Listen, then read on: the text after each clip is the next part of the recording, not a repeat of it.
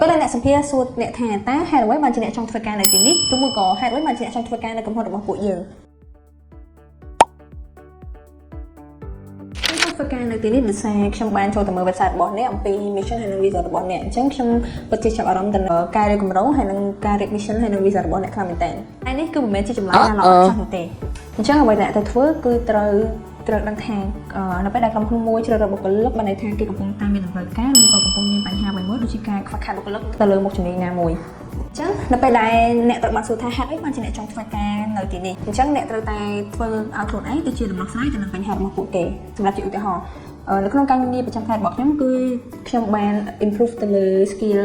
1 2 3 4 5អីចឹងទៅហើយដែល skill ទាំងនេះគឺខ្ញុំអាចធ្វើការងារទាំងអស់នេះសម្រាប់ក្រុមហ៊ុនរបស់អ្នកបានខ្ញុំចង់ធ្វើការងារនៅទីនេះគឺដោយសារខ្ញុំចង់ធ្វើអ្វីដែលថ្មីដែលមាននៅក្នុងការងាររបស់ខ្ញុំថាតើវាមានចំណុចអ្វីដែលថ្មីទៀតដែលខ្ញុំអាចធ្វើបានមួយវិញទៀតគឺខ្ញុំចង់ប្រឈមមុខទៅនឹង challenge ថ្មីដែលមិនធ្លាប់មានកន្លងមកហើយខ្ញុំក៏ចង់រៀនអំពី skill ថ្មីដែលមុខងារមួយនេះនឹងផ្ដល់ឲ្យខ្ញុំផងដែរ